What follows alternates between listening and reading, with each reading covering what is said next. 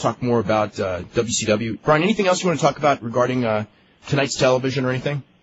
Tonight's television as far as Raw Nitro? Yeah.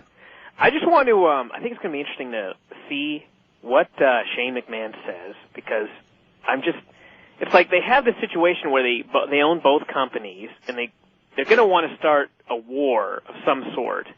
And it kind of means you sort of have to bury the competition in what you say, but that's really not what you want to do as far as keeping another. I mean, if Shane goes out there and goes, Dad, I bought this horrible, terrible company, but I'm going to bring it back. This thing was dying, and I want to recreate it or whatever. Or is he going to come out there and say, look, Dad, look at what you're doing to your company. You're out there on national TV with this girl, telling her to bark like a dog. It's just horrible, and I'm going to take this company here, and we're going to crush you. What's he going to say? What's he going to say that's not going to bury one or the other? Well, we'll find out. That's going to be the most interesting thing about the TV tonight, I think. Now that it's been several days and a lot of the talent stuff is starting to shake out, as far as who they're going to keep, what the details are and everything, what's your thoughts as far as, because, I mean, the one thing, when I look at that list of guys that they're keeping and the guys that they want, when I look at that list by itself, it's like, there's a lot of good wrestlers there, but there is no main events there. Yeah. I think they're just going to do if they want to make WCW right off the bat look strong, they need to get some of their top guys going over there. And probably one of the, they'll get Shane McMahon over there, obviously.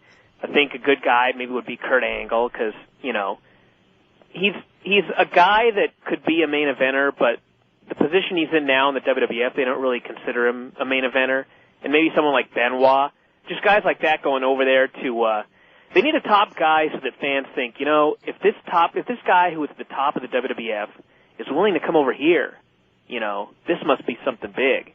If they have a bunch of guys like Test going over there, it'll be B-show right off the bat. Okay, now here's the thing when we're talking about that, though. Number one, the guys who go over there are not going to be wrestling on the road, which means that you really don't want young guys that need ring time out there, which is funny because that's all the guys the WCW has.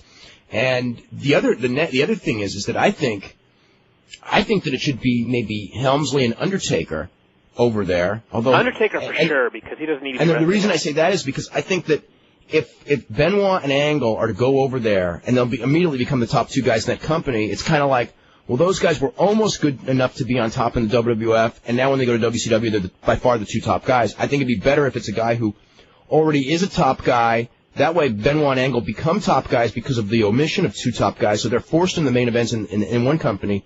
Whereas Hunter, Hunter's already established as a top guy, and if he goes over there, him being a top guy doesn't make everybody else look Bush League and make the company look weak. Whereas, say, Benoit going over there and being the number one guy in the company, they're going like, well, golly, he was number 6 in WWF. He goes over there and he's number 1. What does that say about them? Yeah. You know what I would say in the short term, but, it probably wouldn't work out any longer than that, is if they sent Rock over there. I mean, he's doing the movie. He probably will only be able to do TV tapings. You know what? He can't go on the road.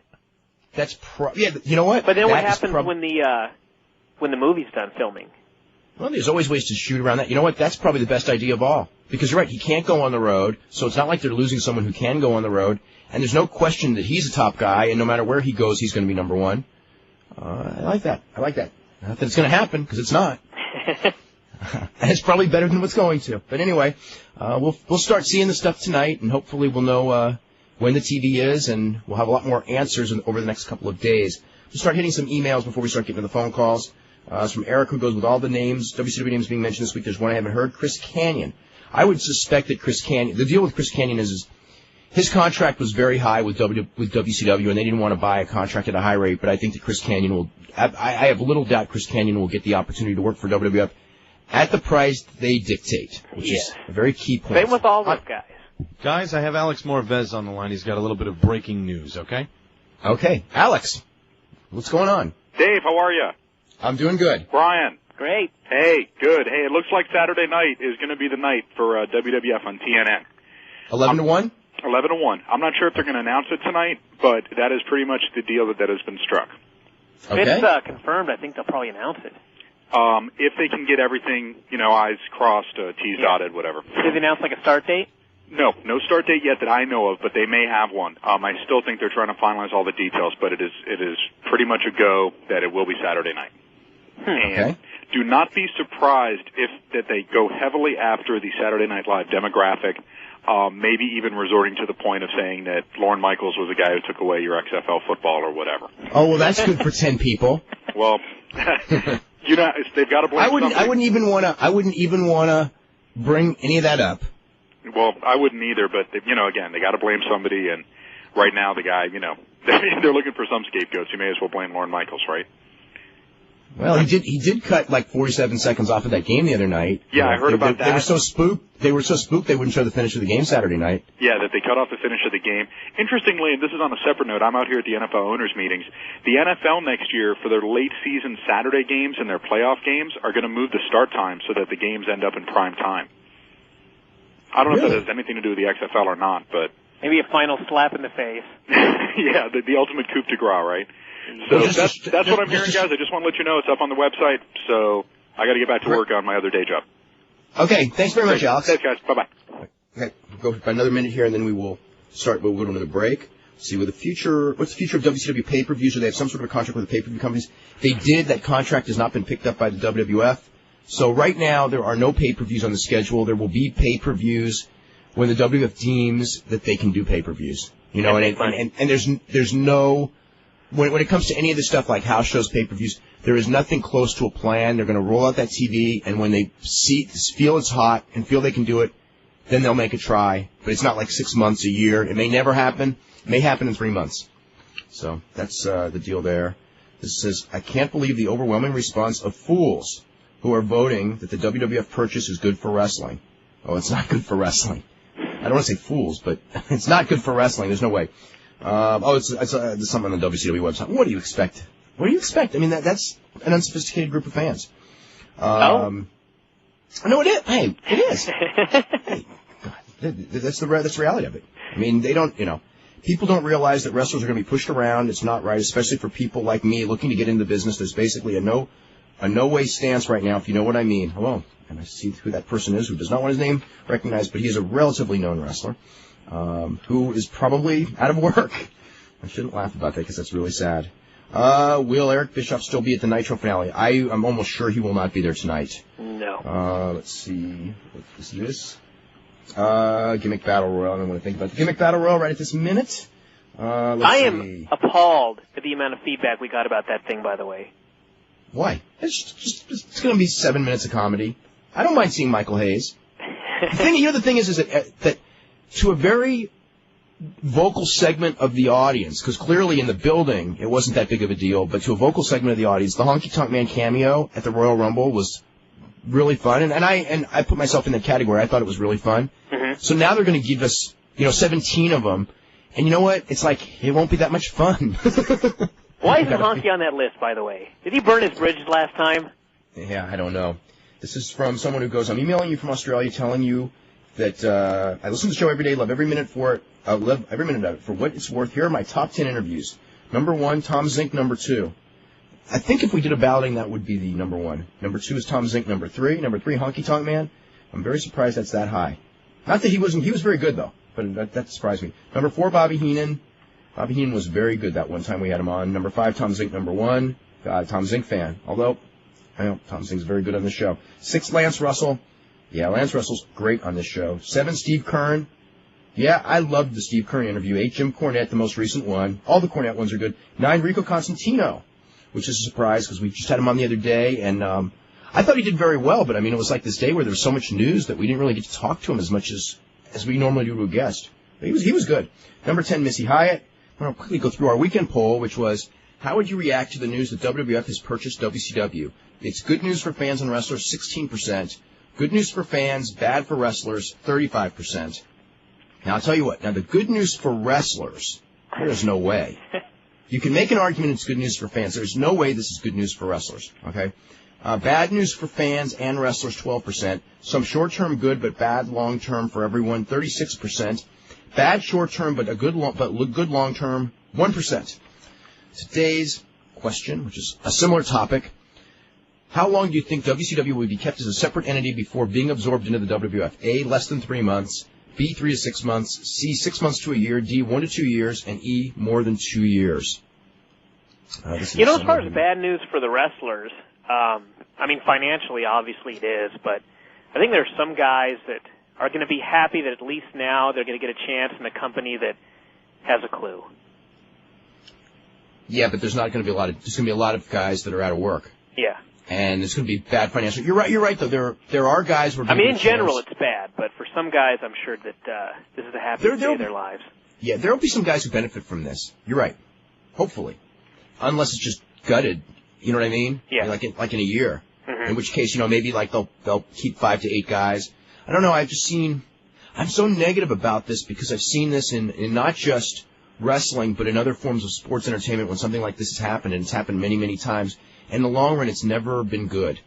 Whether it was what happened when roller derby folded in roller games, which was a total disaster and killed everything within about a year after it happened, or with just is the most recent pro wrestling thing with the Mid-South, when Jim Crockett took over Florida, he took over Central States, he took over Mid-South, and in every case, they never did anything interpromotional, and they ended up not using allowing any of the outside talent to get over because it would threaten the guys, or they were still fighting a fight that they'd already won.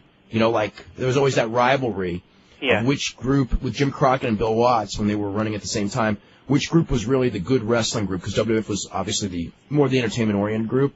And there's a lot of things. So when Bill Watts sold to Jim Crockett, it was all those guys that were fighting, and the first thing that they did on mixed shows was put all the UWF guys in the middle and low part of the card, and all the NWA guys in the top of the card, and they put Jim Crockett guys ended up winning all the UWF titles right away, which basically killed those titles as being competitive titles. I mean, they had Big Bubba Rogers, who was a mid-card gimmick guy for Jim Crockett, go over and win the UWF World title right away. I mean, that was totally done wrong. When they finally did, they were going to do the beginning of the unification matches. The first one was Nikita Koloff and Terry Taylor for, I think they unified the 2 TV titles, as I recall, or there were 2. I think that's what it was, actually, at a Starrcade. And it was like this squash match, where Terry Taylor got no offense, and Nikita just killed him. And it was like, well, that's just a great way to start a promotion feud. And then they never even bothered with the other belts. And as I recall, Steve Williams ended up selling that UWF belt so he could get, like 50-yard line tickets to a football game or something. That's how much it meant to him by the time it was all over. So anyway, I wonder who's got that belt now. This is a question. What was the biggest wrestling news story of the last 25 years? This is 15 different ones. Number 1, WWF buys WCW, which is certainly one of them. WCW starts Nitro was a big one. Vince screws Bret Hart. That'd be in the 15. Vince declares war on the territories. That may be number 1 or 2. I think this one and that one are probably the 2 biggest. Vince McMahon steroid trial, very high. All Japan split, very high. NWO, WCW feud. Not as high as the other ones we mentioned. Akira Maeda starts UWF. I think long term that one's pretty damn high, just because of how much it changed the entire industry. 9, rise of AAA, which would be probably the biggest one in Mexico, because it changed Mexico huge. Number 10, Riki Choshu attacks Inoki. That was 1982. Well, yeah, because it did change the structure of the main events in Japan from Americans versus Japanese to Japanese versus Japanese at the big box office. And it really did it was the beginning of the idea when Americans became far less important to the Japanese wrestling. That's a big one. 11, Hogan jumps to WCW. I think Hogan jumping to WWF was bigger than Hogan jumping to WCW, actually. But they were both big. Number 12, Ted Turner buys NWA, or Jim Crockett Promotions, and that was huge. 13, Jim Crockett buys UWF. As we just talked about, that could have been huge, but I don't think it really was. 14, death of Owen Hart. 15, death of Bruiser Brody.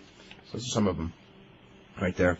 It's from Chris Russell, who goes, I'm from Coleman, Alabama. I was listening to a Christian radio station this morning out of Birmingham. They said they were going to have Tim Berryman, the Birmingham Thunderbolts general manager, on. He was trying to target the Christian community to raise the ratings and get families to come out to XFL games, and said they were going to change their product to a family-friendly product instead of the adult-style product they have now. Boy, they're desperate, huh? Look at all these changes, like in the first season. That's what's so funny. Yeah. It's like every week, well, this week let's try family entertainment. Next week we'll try Camera in the Locker Room. Of course, Derek Sands. This is going to... this is from Derek Sands, who goes, I have a couple questions. Does Antonio Inoki own Pride? He does not own Pride, but he's the, I guess he would be like the booker or one of the main bookers. Probably the main booker. Why do you consider Pride pro wrestling? Because Antonio Inoki's the booker, and because its audience is entirely pro wrestling fans, and because it's the number one pro wrestling promotion right now in Japan. Finally, to give the WCW World Title credibility, they should send a former WWF champion that's never competed in WCW like Kurt Angle, win the belt, lose to Goldberg. I don't think Bill Goldberg is going to be part of this, although it's possible that he will be. I don't think he will be. I've noticed a lot of the sheets on the net have been saying TNN's given WWF a time slot 8 to 10 on Friday. Well, we already know the story on that. That's not true. With the sale of WCW to WWF, the question that really is on everyone's mind is, whatever happened? What will happen to Bob Ryder? I have no idea. No idea. What's the story with Shane Douglas? Do you leave WWF on good terms and will he be one of the guys who will have their contracts restructured? I think Shane Douglas is in a lot of trouble. I think he's in a lot of trouble. Let's see. This is from Hector Velez, who goes, I checked out the Matt Rats video on their site. I really like the match highlights. Totally hated the teeny bopper crap, but I'm really interested. Give me more information on Matt Rats, who formed it, and when they're going to have a TV deal. I don't know when they're going to have a TV deal. The moves in the matches are phenomenal. They really caught my interest. It's, as I said when we were talking about this the other day, it's not something that's going to appeal to a lot of wrestling fans because it's totally aimed at teenage girls. So that's going to hurt a lot as far as like to mainstream pro wrestling fans.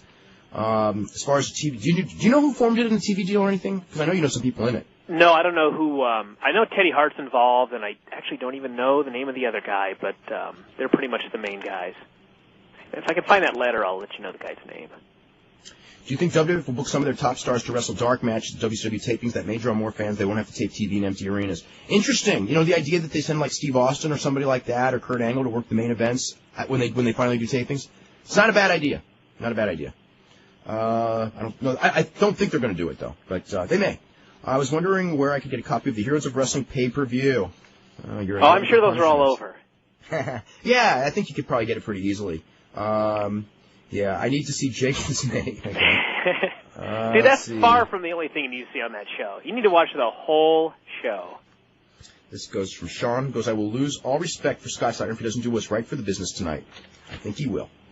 Because he has to, or else he will never be working in the main events in a mainstream promotion for a long, long time. The first day of trading after they announced they bought WCW, WF stock rose $1.50. I heard wow. That. Yeah. In Winnipeg, Cyrus hosts a weekly radio show. Yesterday he revealed he had a deal with an announcer in the Fusion-run WCW. That's nice to reveal it. He said he no longer had the deal. I guess Bischoff was going to make a good decision and hire Cyrus. You know what? I can tell you something. Bischoff was going to make a lot of good decisions. I don't know that overall he would turn it around or anything, but he had a lot of good decisions that he was hiding. Let's see, from Todd Ferretti, as far as equipment purchased in the WCW sale, what did the WWF buy? That's a good question. I don't know. Are they going to use WF rings or WCW rings or WF ones?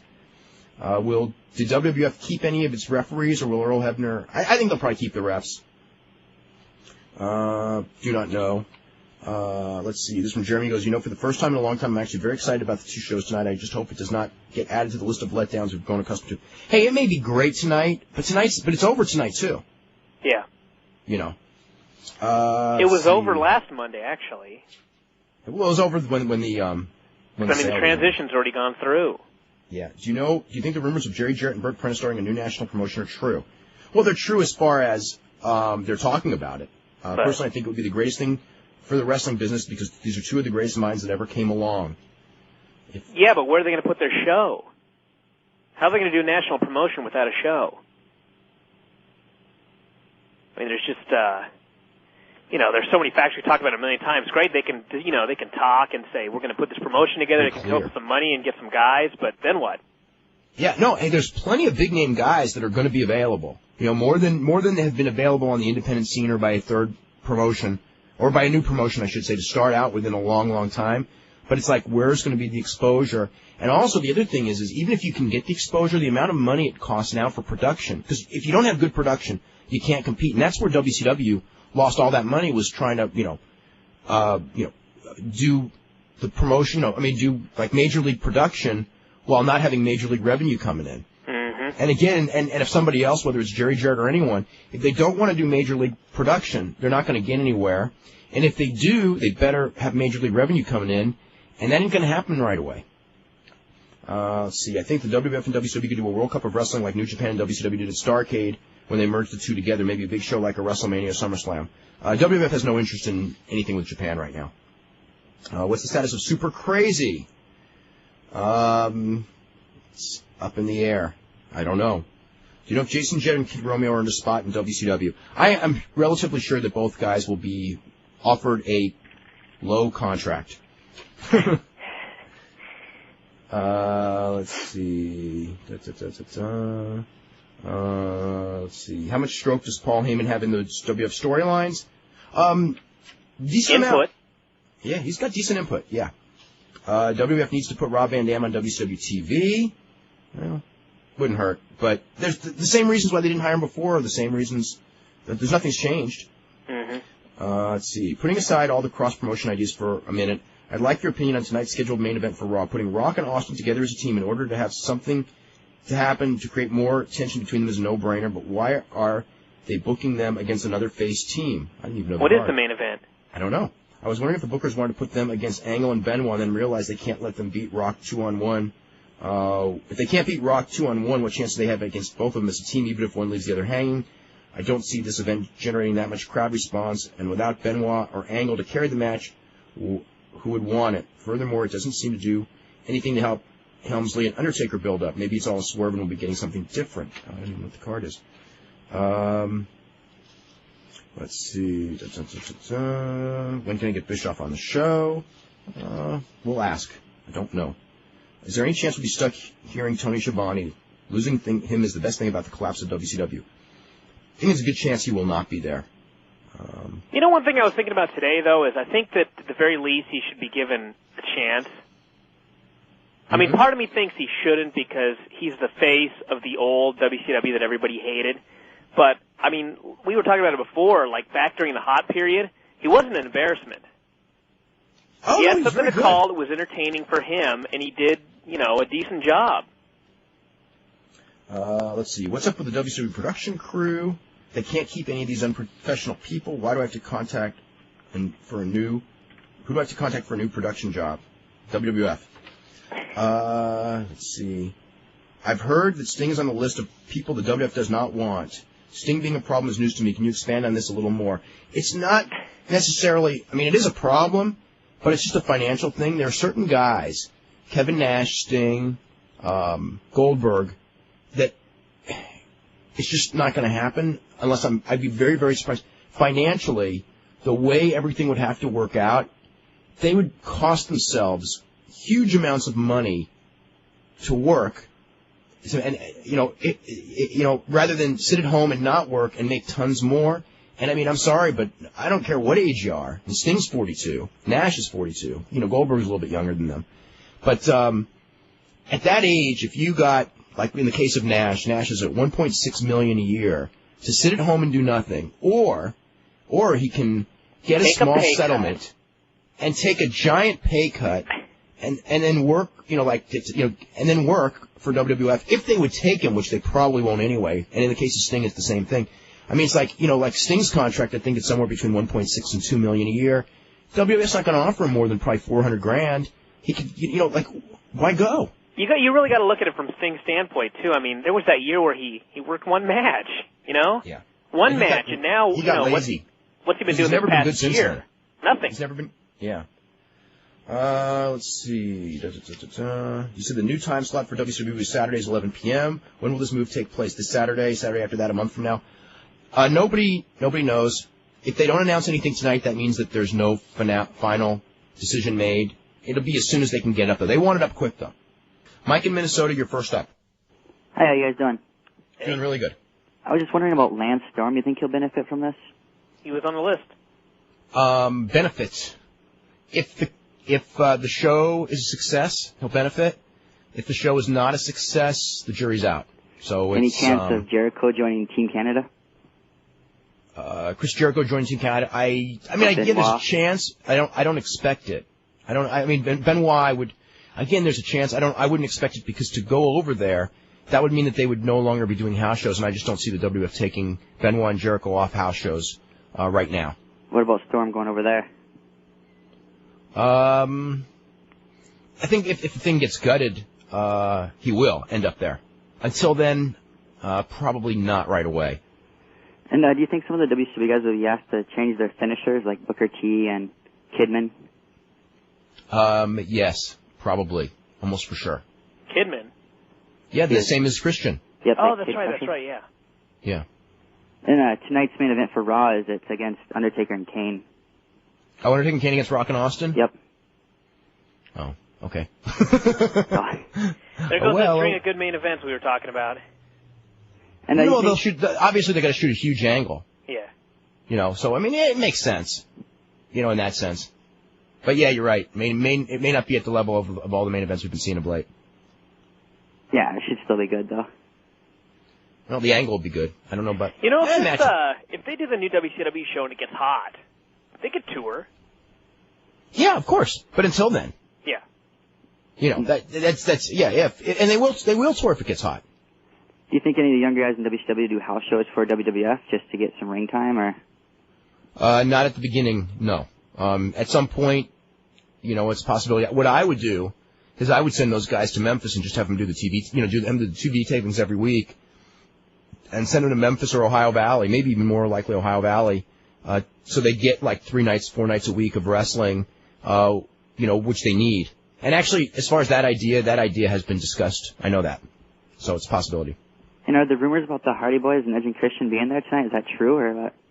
No, they were down there. I mean, I can't say for sure because I don't know exactly who's going to be there and who's not. But those guys were down there for public appearances that had nothing to do with Nitro. They were all down there.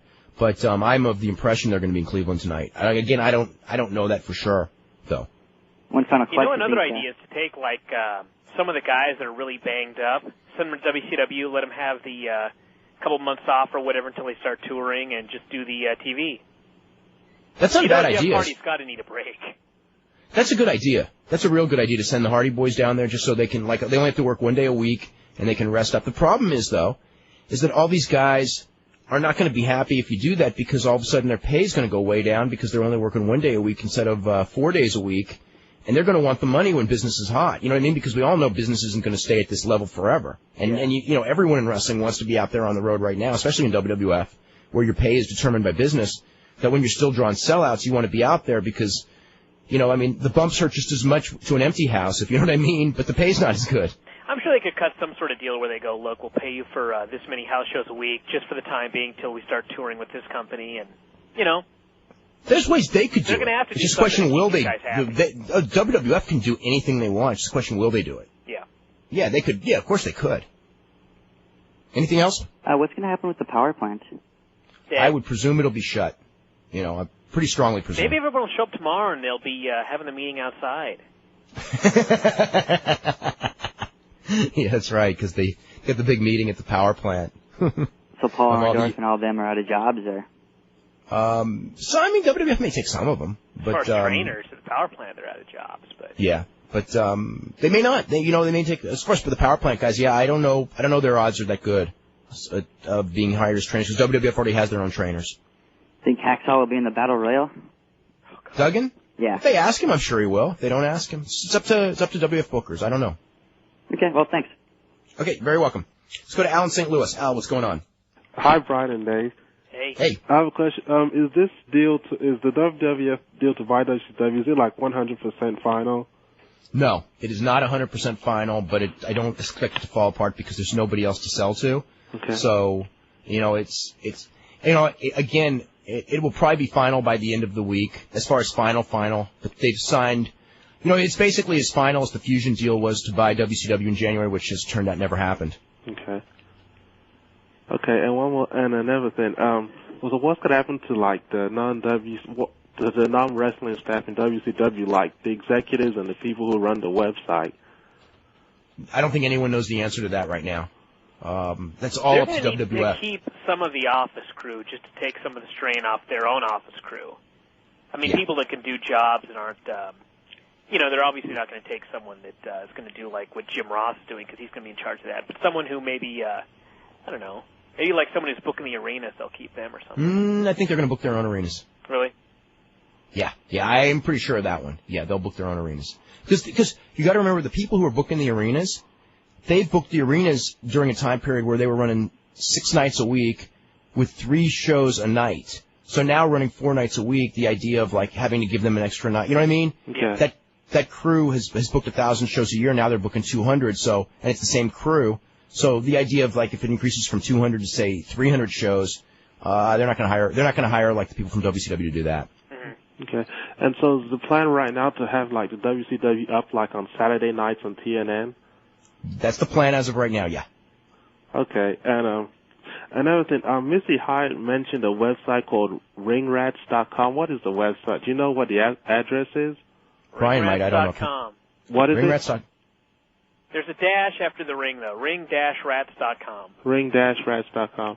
Okay. And another question, one last question. Are all the WWF pay-per-views this year still set? You know, are they all still set? The WCW? The WWF things? Yeah, they're all the set. WWF pay-per-views. WWF pay-per-views are all going to be the same, yeah. Okay. Well, thank you very much. Okay, very welcome. Let's go to Jonathan in New York. Jonathan, what's going on? Yes, how you doing, Dave? Doing really good. First off, I want to know, now that Vince McMahon has become the Julius Caesar of wrestling, what does Eric Bischoff have to say about all this? As far as, I think he's very, very disappointed. I mean, what is he doing now? I don't know what he's doing now. Probably trying to sell non-wrestling television shows like he did with that, what was that thing called with the cars? I forget. I'm sure he's going to try to come up with... Right. I don't even remember the name of it anymore. Something on wheels. I don't know. Okay. But no, I think he'll probably try to do something in the television industry, I'm guessing. Right. And now that the WWF purchase of WCW is not final, you said, right? It's not 100% final, but this one's really not going to fall apart though, because there's no way it can. I guess is the best way of putting it. So does that leave like an open slot for like the lower companies such as XPW or UPW or anything like that to make it, boom? I mean, it would leave some talent for those guys to get if those pieces of talent are willing to work cheap enough to fit into those companies' budgets. I mean, like, I'll just give you an example for UPW, okay? Right.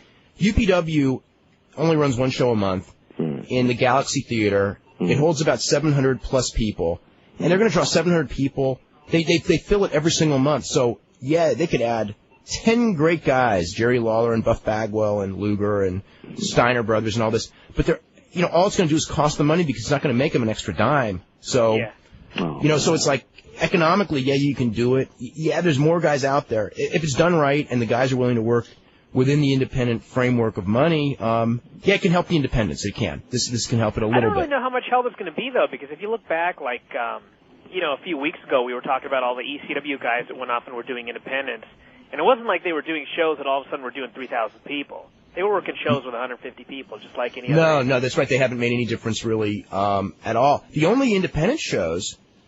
the only show, I shouldn't say independent, but the only shows in this country that are really drawing over 1,000 people were the last 2 weeks. AAA did one, and the Lucha shows, and the Ultimate Fight shows. I mean, the independent wrestling, very rarely draws 1,000 people now. So it's you're not going to get really... a big star like Lex Luger or Kevin Nash to come in for $500. They're going to want just a ton of money. And the guys that are going to come in for $500 aren't going to mean probably $500 worth of tickets. Well, then, what happened to Vince Russo? Whatever happened to that guy? He's still alive, and he's just collecting his money from WCW. I mean, oh man. And apparently, does ECW still exist?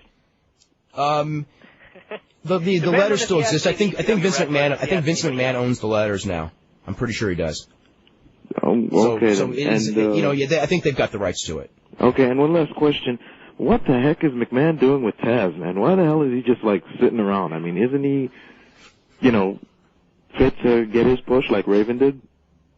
Well, Raven hasn't gotten that big of a push either. It's real tough. It's a competitive situation, and I think Taz is actually doing pretty well for himself. If he was wrestling, he'd be dead by now. The fact that he's doing the human suplex machine in ECW. He was feared, man. Come on, Wait a second now. He was feared because Paulie was a great booker, but when you got a guy who's 5'6", in WWF with all those huge guys, the whole size thing just changed the whole dynamic. Well, speaking of huge, I was thinking he'd go against the Big Show and just have like a David and Goliath thing, and he just beat and choke him out. Yeah, he just beat the crap out of the Big Show. That would have been real great, Well, it would be great if you could convince Vince McMahon to do it, but that's not Vince McMahon's mentality. I mean, we're still trying to convince him to let Benoit beat the Big Show, and that hasn't happened yet either. Hey, why was the XFL rating down this week? Yeah, there you go. The XFL sucks. It's basically based on those cheerleaders of Vince McMahon. You know, it's mass. You know, I don't know. It's just no liking to it. I'll stick with the NFL. Okay. You know, thank you very much. Oh, and I'm real sorry about the WCW purchase thing. I hope Bischoff has something else planned or whatever. You know. And, okay. All right, thank you very much, guys. Nice speaking with you. This guy has every question we've been ranting about on the website. Let's go to Arthur. Arthur, what's up? Hey, Dave. First off, I have a question about WCW, but before I get to that, I was just wondering, I just spent a half hour on mixed martial arts when today's like the biggest story in pro wrestling. Because there were over 20,000 people, and it was the biggest wrestling show of the last 3 months in Japan, and we do cover Japan on the show. Yeah, but I mean, like, everyone wanted to know what was going on with WCW. Well, and that's what we're talking about, too. But there was a huge show on Sunday night. Tomorrow will be the day. Okay, and I was just wondering another thing. Why do you always go to emails before the callers? That's just tradition. Tradition? Okay, like the NWA? It's got nothing to do with the NWA. It's just the first segment of the show we talk about the news. The second segment we usually do emails. We got a little bit behind on this one. We change it around a little bit, and that's just the way we do it. Okay, and then my question is, do you think Jerry Lawler will end up as the announcer for WCW? If he's willing to come in without his wife, he's got a good shot at it. If he's not willing to come in without his wife, then he's got no shot at it. I think it's the same. It's the same situation it was a week ago. Right. And do you think Kat's going to become like a stripper or something? I don't think so. No. Well, I don't think so. I don't know. I don't know what she's going to do. I mean, Kat's going to stay in wrestling and work Memphis every Saturday morning. I'm sure that's what she'll do. Anything else? He's gone. He's gone. Let's go to Mark. Mark, what's up? Mark. Hello? Mark in Brooklyn. Yeah. Hey, I have a question for you. Whatever happened to Jerry the King Lawler? Jerry Lawler quit WWF a couple weeks ago. Oh, yeah? Because they fired his wife. Who's his wife? Kat. Oh, word. Right. I have one more question for you. What's this whole thing with Stone Cold Steve Austin and Vince McMahon? And they supposed to be joining up together now? Good shot. Good shot of it, yeah. Okay, that's all I had, man. Thanks a lot. Okay. Let's look at some of this. This is from Ben Smith, who goes, the only positive long-run result of WWF buying WCW is hopefully guys like Nash, Bagwell, Luger, and the Steiners won't work in a big promotion again. Now, somebody will start something, and they will. So will Sting and Goldberg be on Nitro tonight? As far as I know, no. Does Sting have any interest in joining WCW? Whether he does or he doesn't, I think financially it doesn't make any sense for him to do so. Yeah. Let's see. Do you think any of the following people have a chance to make it in WCW? Jason Jett? Yep. Good shot. Good shot. Dave Cash? Shot. Lenny Lane? Maybe no. Juventud Guerrera? Not right now. Sabu? Not for a long time, if ever.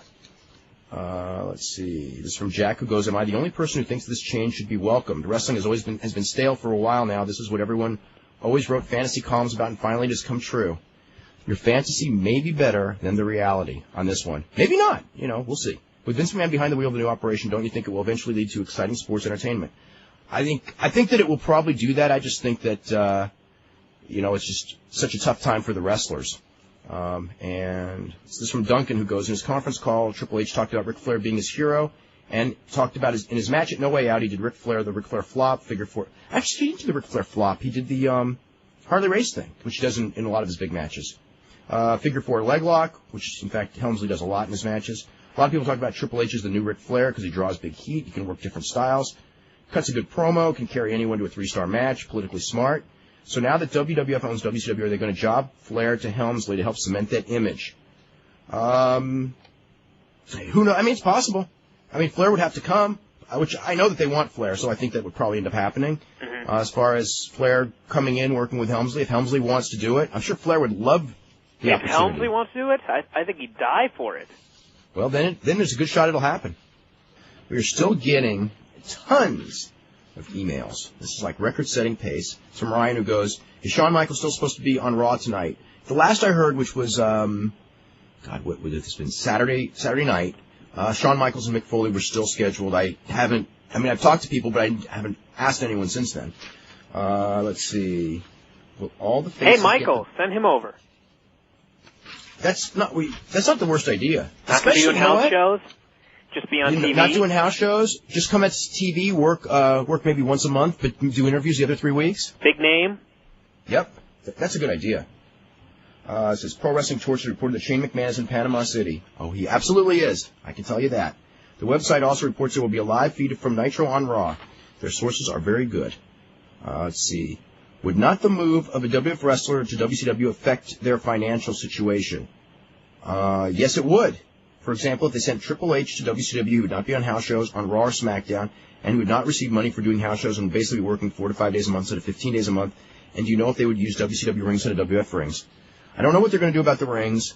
The whole deal is, if they were to do that and send a guy over, they're going to have to restructure their contracts to make it worthwhile, or else it's unfair to the guys. Mm-hmm. But the thing is, since they own both companies, there's no reason they cannot restructure the contract to do that. Let's see. Your panel was wrong about Shane McMahon. He has nothing to prove. He has taken more bumps than the majority of WCW talent. He hasn't taken more. He hasn't taken more. He hasn't taken more than almost any WCW talent. He's taken some big bumps, that's for sure. He has experienced the business from the ground up, and you would think that some of Vince would rub off. But he has not proven anything as a promoter on his own. And this won't be him proving anything in reality as a promoter on his own, because it's Titan Sports. It's not Shane McMahon. But from a public standpoint, that's what this is all. That's part of what this is all about. Did WWF pick up the contracts of Mike Modest and Christopher Daniels? No. I don't think they had contracts. They were going to be signed after Bischoff got the company. Mm-hmm. Chris from Thompson, Manitoba goes, when you ask the poll whether it's good for wrestlers, it should be divided into 3 categories. Good for main eventers, which it is. Actually, it's bad for the main eventers. It's bad for the main eventers. Good for mid-carders, which it... Yeah, good for mid-carders, which it can be. It can be very good for the mid-carders if they get a chance and make it. There's some guys, and there are going to be some guys who are going to come out real good with this that were held back. Good for the curtain jerkers, which it won't be. Actually, it's probably going to be the same for those of them that stay. Because they weren't going to get a big push in WCW anyway. No.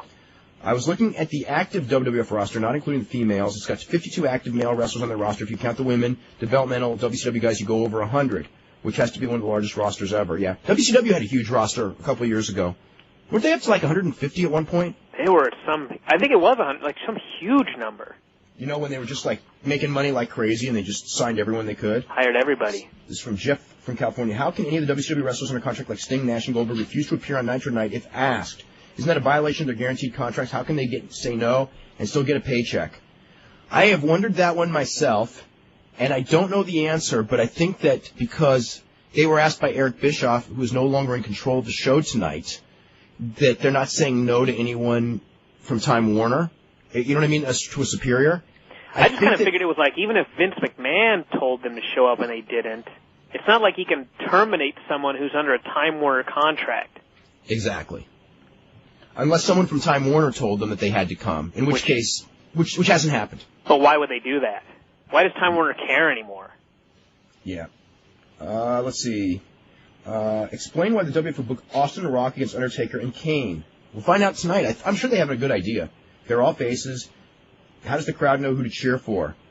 They will cheer for Steve Austin. They're going to cheer for who they want to cheer for, and they're going to cheer for him loud. They may cheer for all of them. The only sense the match can make is if Vince ordered it to happen. I'm kind of tired of that being the only reason why a main event happens. Let's see. I think that WWF buying WCW and running it separate is better than the alternative of dead WCW. It is better than that alternative. That's true. If the WWF order will allow WCW to die instead of buying them, it actually would have been the same exact thing. They would still pick up the ones who they want to at a low price. I mean, that would actually make no difference one way or the other. It would make no difference for the wrestlers as far as for the fans. It would give them a chance to if they didn't have the WCW trademark and everything like that and have the desire to keep it alive. Yeah. This is from George, who goes, I watched The Last Thunder on Wednesday, and I just was about to change the channel on the Dustin Rhodes segment. Ric Flair appeared and started to cut his promo. During the promo, the Nature Boy set fire to what was a trash segment. Also electrified the crowd, which wasn't close to capacity. I don't know if he electrified the crowd. My point is, all the Mark fans in me from the last Wednesday until whenever it happens cannot wait for Rick to walk down the ramp on Raw and pop a capacity crowd. Which brings me to my question, will any WCW wrestlers appear on Raw? I think eventually they're going to have to. I don't think there's any doubt about that. Just to build up Raw, just to shoot angles, to tell people to watch on Saturday nights when the thing starts. Let's start with Alan in Florida. Alan, what's up? Doing today? Hey. Hey, I had a few questions. You guys, About the roster with the WCW, how big do you think the roster should be? Evidently, we know they're not going to take all their, the talent. I mean, are they going to get most of the other talent, I guess, from their development territories and stuff like that? Or independent? I think it depends. I'm sure they'll bring in some ECW guys.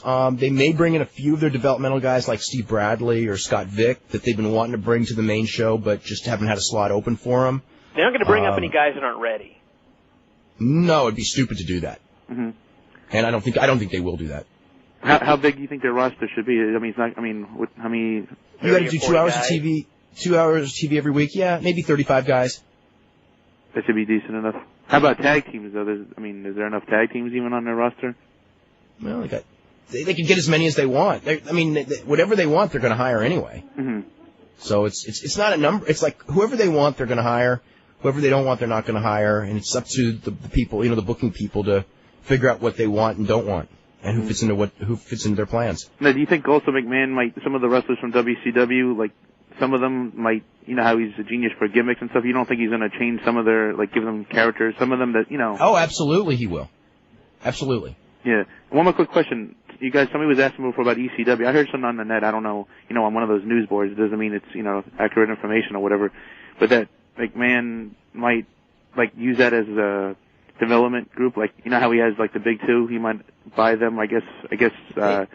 They could do that, but I don't think they will. And the reason I say that is that they've already got developmental things in Memphis, Puerto Rico, and Ohio Valley. They really don't need. They've got more guys in developmental than they'll ever know what to do with. So why add another developmental territory? There's just no purpose to it now. They still may do it. I'm looking at it from a logical standpoint.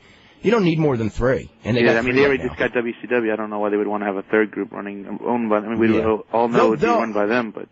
Yeah, they'll probably use the ECW name in some form or fashion in an angle, sooner than later. But I don't see them running ECW shows, and certainly not ECW style shows. They may, I don't see it. Yeah, I don't see it either. All right, well, it was nice talking to you, and first time caller, and I like your show. It's pretty good, and I'll continue listening to it. Thank you very much. Appreciate it. Let's go to Andy in Long Island. Andy, what's up? Hey, what's up, guys? Dave, I'm a first-time caller, but a long-time fan of the Wrestling Observer. Thank you. You are definitely a genius in this business, and you have a big part no matter what anybody says. Oh, thanks.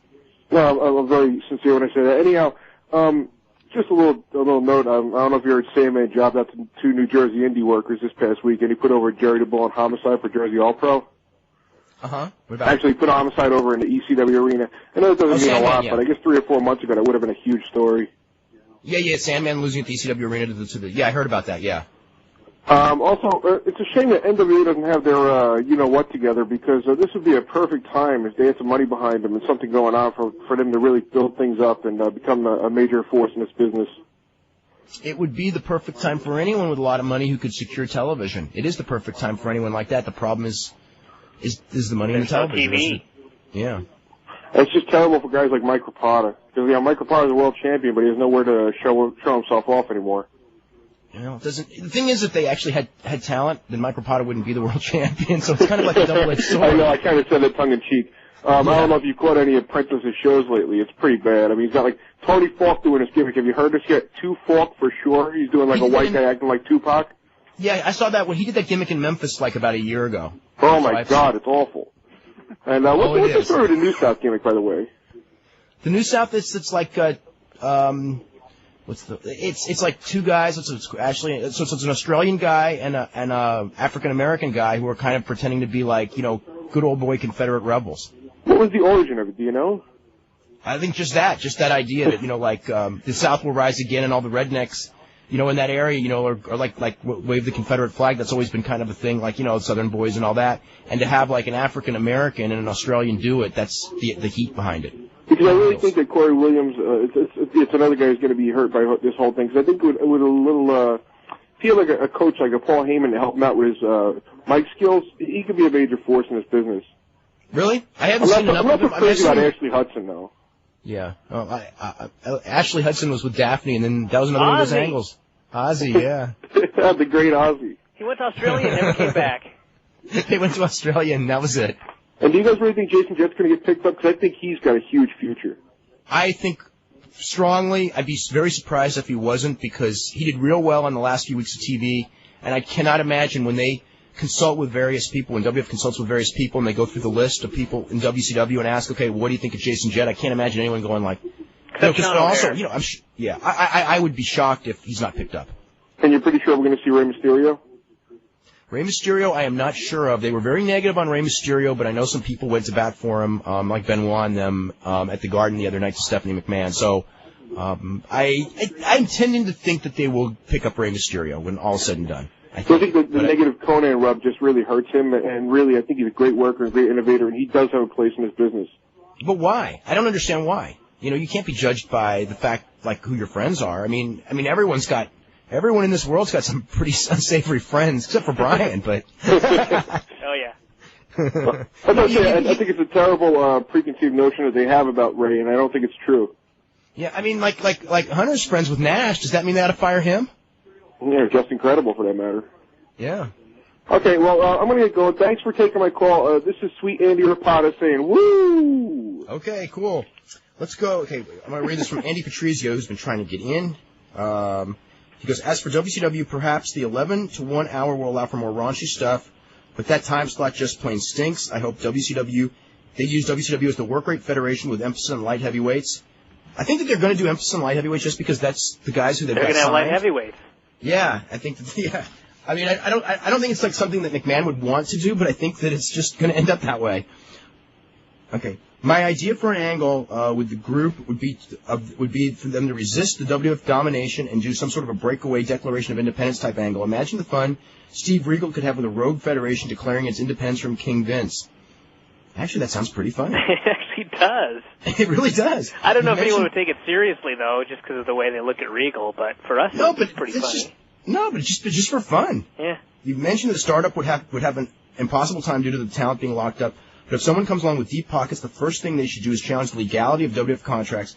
If wrestlers are subcontractors, shouldn't they be legally allowed to subcontract elsewhere? Boy, this is something that's been around for about 10 years. And don't hold your breath at this time of anything like that happening. Yeah, if there's who's the first guy that's going to go knock on Vince's door and go, Vince, I got something to talk to you about regarding my contract. I'm an independent contractor, and I got an opportunity to work. You know, the only guy who ever got away with... I got an opportunity to work the Wild Side show this weekend, Vince, if you if you don't want to negotiate. You know, there's one guy who actually got away with it during the NWA WWF wars in the 80s. Roddy Piper still worked for Don Owen. It was I don't know how he ever did it, but he did. If there's legal, I don't know if it's against the law or how contracts are worded, but I do know the contracts are totally against the workers. God knows they are.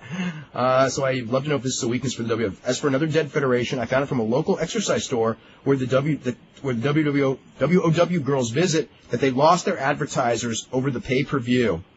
Oh, come on now. How can that be? Yeah, Selena Majors was not supposed to juice, but she did hit a gusher, and that scared off their advertisers. That combined with them not paying for television time anymore is probably why they're off the air here in L.A. I think it's not paying for the TV time especially.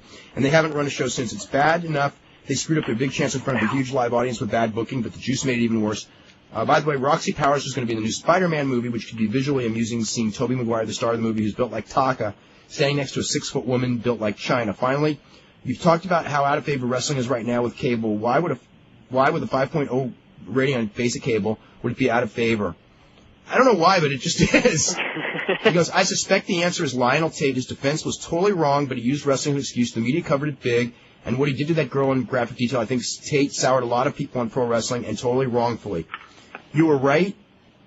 That is one of the things that keeps getting brought up, and it is completely unfair. I, for one, am bummed about the failure of the XFL. I've come to enjoy the games now that the play has improved. The first month it stunk, no question. In hindsight, they should have gone on the air only in the 8 cities where they have teams for the first year to work out the bugs, then go national the second year. Vince does have an argument about media bias. The XFL has higher ratings in L.A. than the Lakers, and local media can't be bothered to do more than cursory coverage. The local NBC affiliate ran Vince's comments 2 weeks ago about how he feels play has improved and people should give it a second look. They ran it like an editorial with no commentary from the local sports anchor, since one of the sports anchors without an opinion. It wouldn't have killed Carlos to say something along the lines that, yes, the play was shaky at first, but it has improved, but he couldn't be bothered. One thing I don't understand is why they don't move the Saturday show. When a primetime show is struggling, they move the time slot without hesitation. Here we have week after week of declining ratings, and it remains in primetime. Why don't they just move it to 5 Eastern and be done with it? Because I think they got other programming, that's why. Let's go to, is it Chris? Chris? Is Chris next up? Yes, Chris. Hi. How's it going? Hey, Chris, how are you doing? Okay.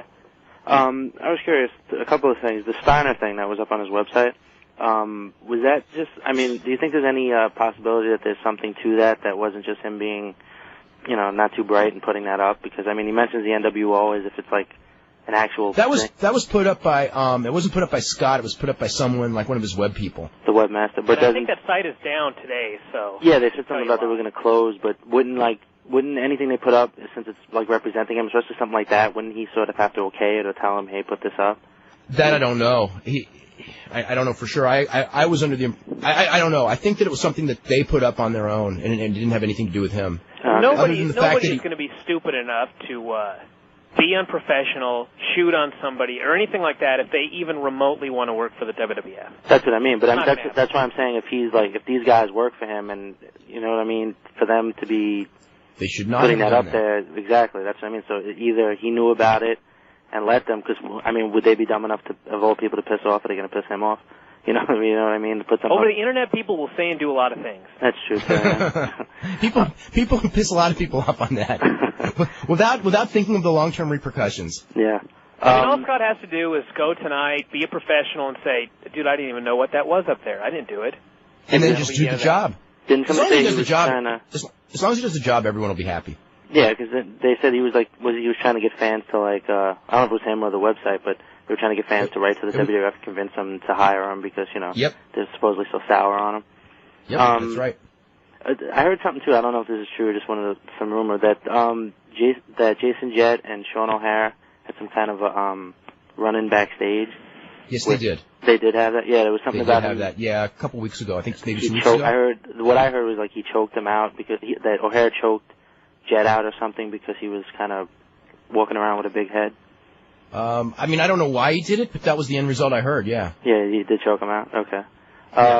Also, too, the Battle Royal at WrestleMania, are they actually going to go through with that, or is that some kind of, or somewhere that might be like an April Fool's joke or something? I think they'll go through with it. It'll be an April Fool's joke, that's for sure. Yeah. But I mean, that's something that actually it's going to be done in just as an actual match, or just Yeah, hopefully it'll be kept short. I think it'll just be a lot of ring entrances, and then they'll just try to get the match over with as quick as they can. You think it might work in Pete Rose being at the show or something? Maybe in the kimchi outfit or gobbledygook? Yeah, I mean everyone's saying outfit. Yeah, gobbledygook. Yeah, everyone's expecting that, but they may do it. Hardcore match. What? Maybe even attack Kane in a hardcore match since it's it's a hardcore match. Probably. It's like the thing with Pete Rose, everyone expects it'll be Pete Rose because he'll win this battle royal. But in order for that to happen, that means it actually has to go to a finish, which means guys like the Iron Sheik have to bump over the top rope. And I don't think that's going to happen. I think someone's going to run in and just end the thing and beat everyone up, and they can just roll out. Yeah. Yeah. On the WCW end, they have the deal with Michael Buffer? Does Vince have to honor that he has to? He doesn't? No, he does not. No. Okay, I was just curious. That was not among the 16 contracts or 24 contracts that were bought. Well, what I meant was, you don't know about those other 9 names, though. No, I think that I would have heard if Buffer was one of the names. Okay. The ones that they bought, this is the only part I don't understand. They bought them because they were the cheapest ones or good prices or whatever. But they're going to renegotiate those anyway and renegotiate the high ones. So why did it matter that they bought these cheap ones to? You know what I mean? Why do they have because the cheap ones, these guys don't have a chance to go anywhere.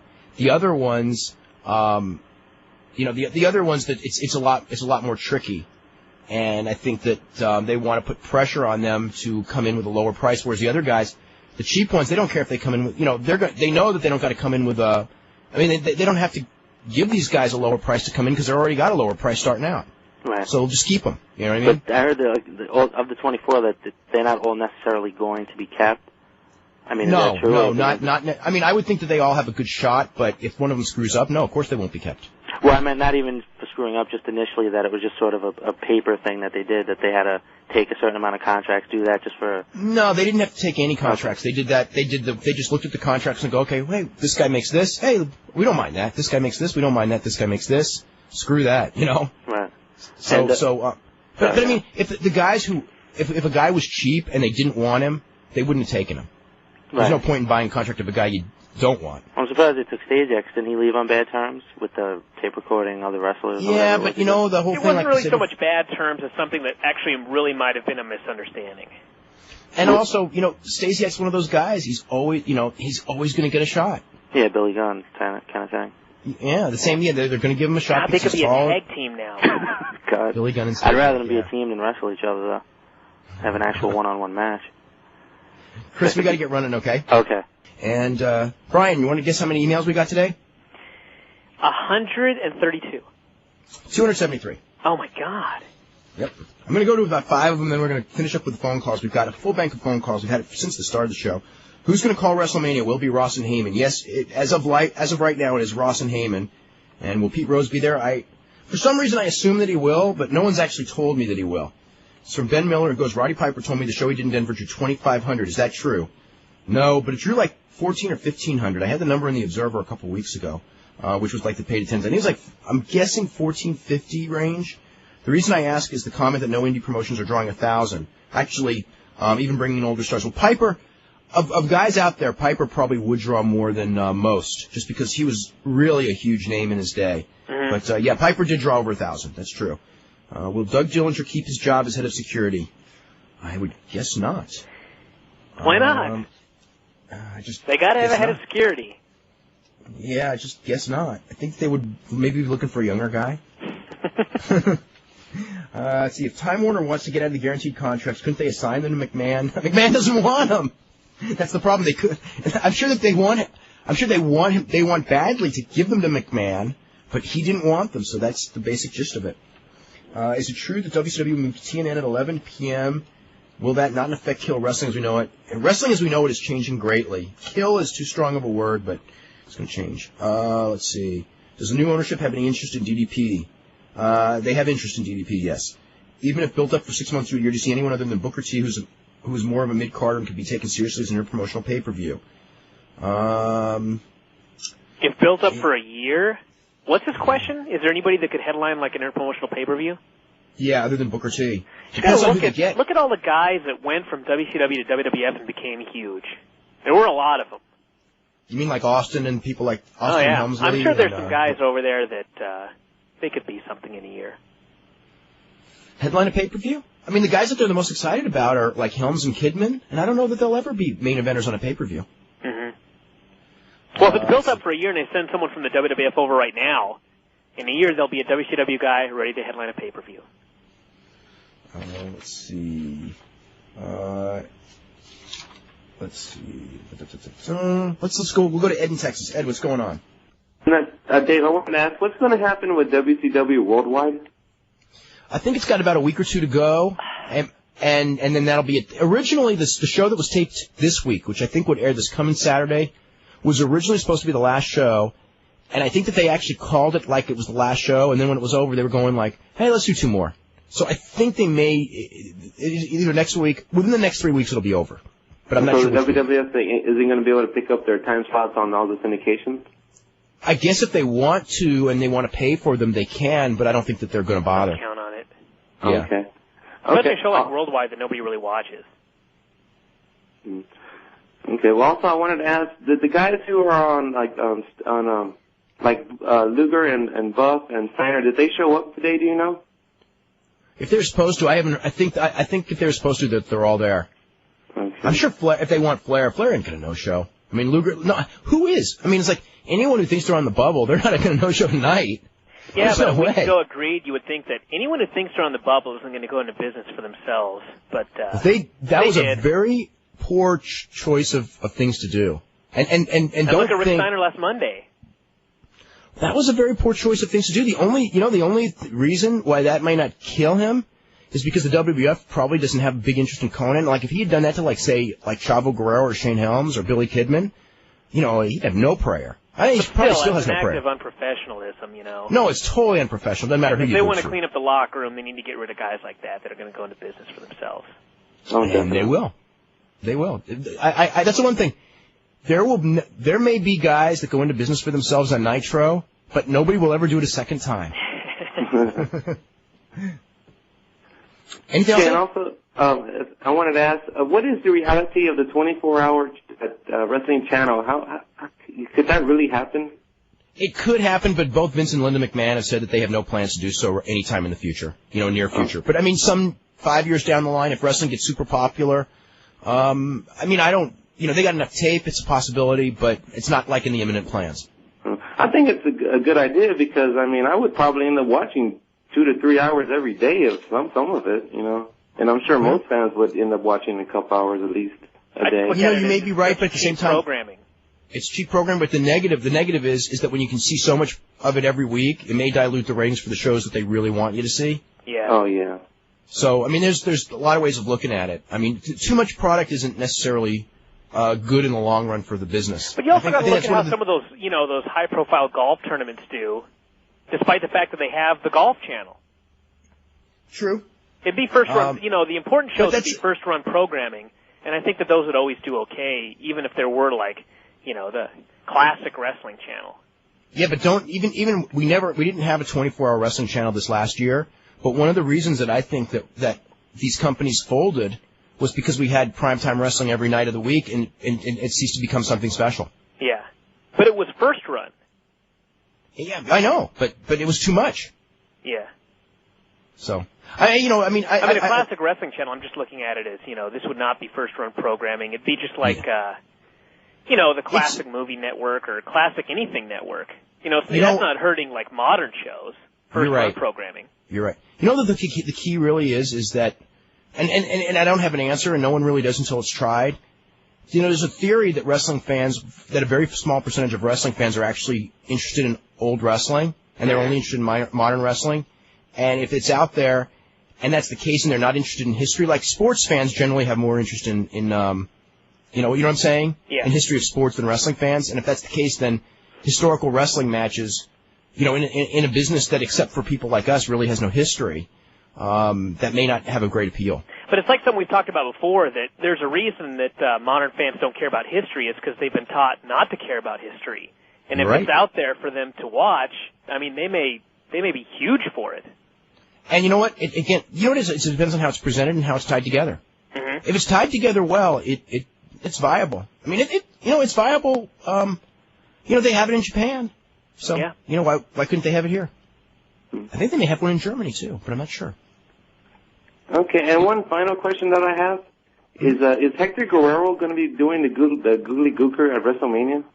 Possible. He was the original one. I don't know for sure though. I got this feeling that's a big costume to fill. If he can't be there, they may not have the gobbledygook. All right. Okay, guys. Thanks a lot. Okay, you're very welcome, Ed. Let's go to Alex in Ottawa. Alex. How you doing? Hey, we're doing pretty good. I got a little bit of a comment here. Jason Jett, I think he's a great worker and all, but I don't know if you guys agree. His finisher's horrible? Does that guy have not the worst tights in the world?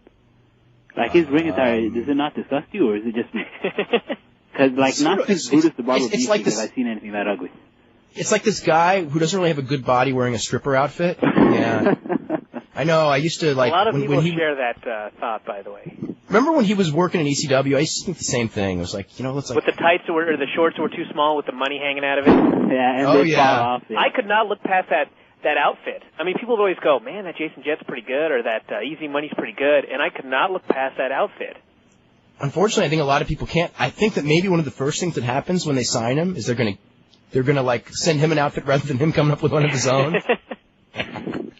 Well, my real question was, I'm sorry. My real question is about the WWF, WCW possible angle they're going to do soon. Is one federation eventually going to take over the other? Is that what's going to happen if they go against each other? There's no long-term plans, but eventually, yeah, I think that's just going to happen. So that's how it always ends up. Destroy it. That's how it always has ended up in the past. Okay. I don't see any reason why it would be different now. Okay, I just wanted to know what people would be, since everything pretty much on North American TV is going to be WWF, Vince McMahon style programming, if more people are going to be interested in New Japan stuff, or maybe even Lucha Libre. Not a whole group. I mean, there might be a little bit more, but I don't think it's going to be any great shakes unless they were to get on. I mean, Lucha Libre is on TV. I mean, for me, I'll tell you what. I will be watching. I think Bryan too. We will be watching more Lucha Libre in the next year. Mm-hmm. I mean, I can tell you that. That's just how it's going to wind up. New Japan. You know, I always watch New Japan anyway, but it's not on TV in this country. So until it is, I don't know that it's really going to be anything more than a big cult thing of videotape collectors. Yeah. Well, I remember a couple of years ago they ran When Worlds Collide. I don't know if you remember that pay-per-view. Very much. I don't think I'll ever forget it. Yeah. Remember that? I don't that was remember. like the greatest pay-per-view. That one with like Atlantis and... Oh, what are you doing, Brian? That was like the greatest pay-per-view, like almost of all time, right up there in the top 3 or 4. I couldn't believe the heat Eddie had on that one. Do you remember where he came out as, I think, Los Americans? I think the crowd was actually punching at him. It was just crazy. They were. Yeah. Is that normal? Because that was the first tape I ever got. It kind of does it to the Latino people. That was when Art Barr was doing that backstroke deal. No, it was like pregnant women throwing stuff, throwing punches, and they were going back. It was just amazing. That was an amazing show. I'll tell you what, the first night they were at the Sports Street in LA, which was about a year earlier, maybe a little over a year earlier, the heat was like twice what it was that night. Although that night was a super show too. I mean, that Santo Octagon against Love Machine and Eddie Guerrero match, that's one of the best matches of the decade, I think. Yeah, I'd agree with you there. One last thing, wasn't K-Dog Max Moon? He was supposed to be, but Max Moon was Tom Boric. He was originally the guy who was supposed to be Max Moon. He may have been Max Moon once or twice. I'm not sure if he ever played it or not, but I thought he burned his bridges with the WWF that week by I think he abruptly left when they had this whole suit made for him, or was that somebody else? No, they had the whole suit made for him, and he never showed up because he was such a big star in Mexico. And in hindsight, I bet he wishes he could take that back right about now, because that's gonna Vince doesn't forget, and he didn't forget that, and that's what's happening right now. Okay, thanks a lot, guys. Okay, you're very welcome. Let's go to Jason. Jason, what's up? Not much. How you gentlemen doing? Really good. I guess this is a night to talk about contracts, and I actually have a question about when Vince McMahon didn't technically Vince McMahon breach Bret Hart's contract by not allowing him creative control in the last 30 days of his contract? Yes. Technically, I would say he absolutely breached his contract, yes. My question then is, why didn't Bret Hart sue him for that? Because there had to be a lot of money involved in that contract. Because then Vince McMahon could sue him back for punching him in the face. Yeah. They were kind of at a legal stalemate, both sides. Plus, can you imagine that whole thing in court? Well, I don't know, and I don't know, but I would just think an assault charge for a punch is not going to be as much as that 20-year contract. Well, Vince was claiming all of a sudden he had double vision. He was going to, what's Vince McMahon's vision worth? I know all of a sudden now we've never heard about double vision, but he'd have kept it at least until the trial. Right. Read the top line, Mr. McMahon. There would have been a permanent injury there if Bret Hart would have filed a lawsuit. Huh. Wow. Okay, I guess I never thought of it like that. Yeah. What do you think Eric Bischoff will attempt to start up his own company from scratch and try and build it? I think he would love to. The key is, can he get television? But if he could get strong enough television, absolutely he will. Or I should say he'll try. If he can get the funding in the television, yeah, for sure he will. And earlier in the show, you said that he was gonna, or someone said that he was gonna hire Cyrus, and you said that he had a lot of good ideas that did not come to terms. Is it possible that you could share some of those ideas, or is that something that you would? Nah, because I'm trying to get the WWF to do them, and if I say them now, and it comes out they were Eric's ideas. Okay, I was Eric's ideas. They were ideas that people had pitched to Eric. Yeah. And they were good ones, but he was willing to do. Yeah, but he would have been willing to do them. Okay. Well, hopefully he can start his own company and do those things, because I just don't see how wrestling can stand for what we're about to suffer through. Yeah. Well, if he can, the whole key is the TV. If he can get a strong network to pick something up, the talent's going to be there, and he'll start something up. And if they can and they're viable, it's a whole new ball game, and it'll be good. It'll be good for wrestling. But the TV, that TV barrier is so strong right now. The fact that he couldn't get the TV when he needed to. That was to me the real news from last week was that here he had the chance to get the company, and the reason he didn't get it was because no TV station wanted it. Do you think come late this summer those TV spots might open up with the writer's strike? That would help, possibly. Yeah, that's one of the reasons why I'm surprised that some of these networks were not more interested, for that very reason. Yeah. Because it is still first-run programming, it still can draw ratings. The problem is the advertising community is looking very negative on wrestling, and that's the killer right now. Yeah. Okay. Well, thank you, gentlemen. You guys have a good night. Okay, thank you very much. We are totally out of time. I want to apologize to everyone whose phone calls we didn't get to. And I will put the emails on the stack, and hopefully we can get some more. Then we will be here tomorrow at 5 p.m., and we'll be here all week. And I want to mention also that Wednesday we're going to have Jerry Lawler, and Thursday I think we're going to have the first long interview in pro wrestling of Brock Lesnar. So it's going to be a good week. We'll see you all tomorrow at 5.